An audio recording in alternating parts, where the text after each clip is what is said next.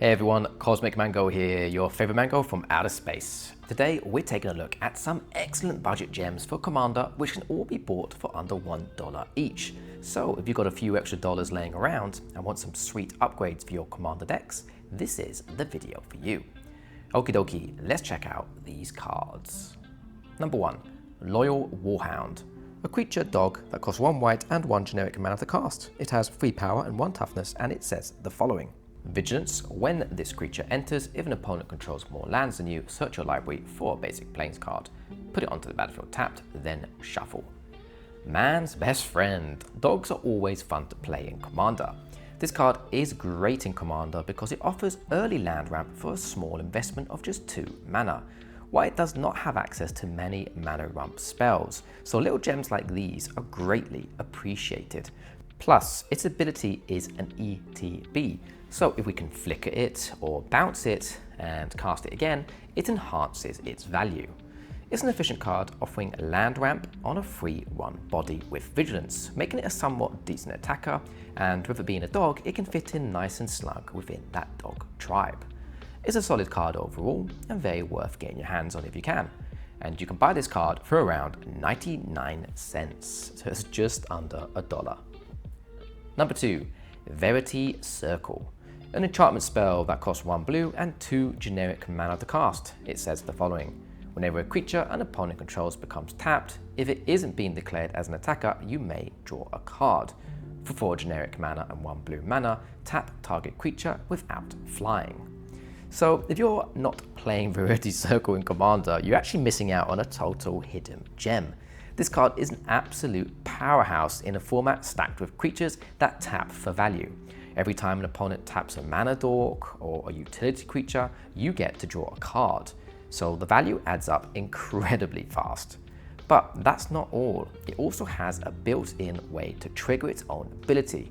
For a chunk of mana, you can tap any non-flying creature, and yes, that also draws you a card. While the ability is, I must admit, expensive to pull off, it becomes a fantastic mana sink in those drawn out late games. So it ensures that you have something to do late game and it keeps your hand full of gas. Verity Circle is super underrated and deserves a spot in many more blue decks in the format. You can buy this card for around 79 cents. Number 3. Primordial Sage. A creature spirit that costs 2 green and 4 generic mana to cast. It has 4 power and 5 toughness, and it says the following. Whenever you cast a creature spell, you may draw a card.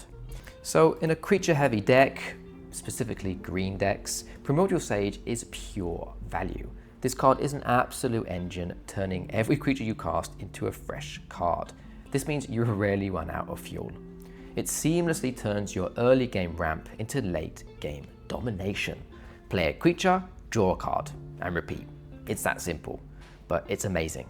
This snowballing advantage quickly overwhelms opponents as your board state grows while also your hand remains stacked, so it's so much value. If your strategy involves casting green creatures, Primordial Sage is a non-negotiable inclusion. It's the key to unlocking an unstoppable flow of value and securing your win. I'm a big fan of this card and I've used it for years and years within the Commander format with great effect. In fact, I think the first few Commander decks I built, one of them was definitely a mono green deck. It was Safala, Heart of the Wilds, and I ran that card back then and it did really well. Maybe a little bit tricky to cast at 6 mana, but remember, green is full with mana ramp, mana dorks, and all sorts of juicy stuff to help us get our big creatures out quickly. So Primordial Sage has never really been difficult for me to cast, and it's always performed well. So I highly recommend buying this one. And you can buy this card for around 99 cents. Number 4. Disciple of Bolas. A creature human wizard that costs 1 black and 3 generic mana to cast. It has 2 power and 1 toughness, and it says the following. When this creature enters, sacrifice another creature.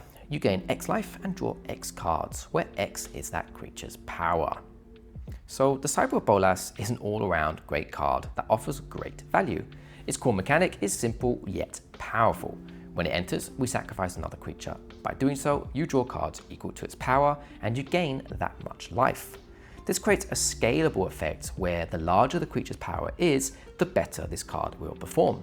It shines brightest in strategies that can revolve around high power creatures and graveyard recursion. So for example, in a Golgari deck that is focused on sacrificing and reanimation and big creatures if you can get your hands on them, you can sacrifice a massive creature to draw a new hand, gain a huge chunk of life as well, and then reanimate that chosen creature that you sacrificed with green or black's reanimation cards using your graveyard recursion strategies.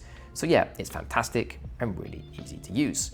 The life gain is more than just a sweet bonus. It can be used to pull you back from the brink of defeat or keep you ahead of everyone else. Overall, this wizard is a very efficient card capable of saving and helping you win the game. You can buy this card for around 70 cents. Hey everyone, if you're loving these spicy cards, do me a solid, smash that like button and hit subscribe. Every click helps the algorithm send these gems to more players who need them. Now, let's get back to the list. Number 5, Kazuul's Fury. An instant spell that costs 1 red and 2 generic mana to cast. It says the following: as an additional cost to cast this spell, sacrifice a creature. Kazuul's Fury deals damage equal to the sacrificed creature's power to any target. It also has a backside that is a land which can be tapped for red mana, but it's worth noting that it does come in tapped. These double-faced cards are awesome as it can help us out if we're missing a land draw, making it an early game saver should you be struggling to find that extra mana. As an instant spell, it is hilariously fun to use. Much like the popular card known as Fling, Kazuul's Fury is flashy, aggressive, and brings with it flair. We can use it to deal with pesky creatures on the board that are being a little bit too much of a threat, or we can dish out damage directly to one of our opponent's life totals. This is a great finisher spell. The larger the creature's power, the harder this spell hits, so it scales well into the late game where you have larger creatures in play.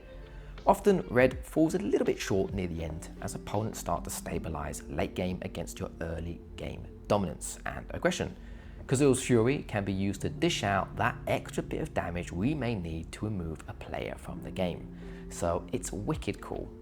And you can buy this card for around 99 cents.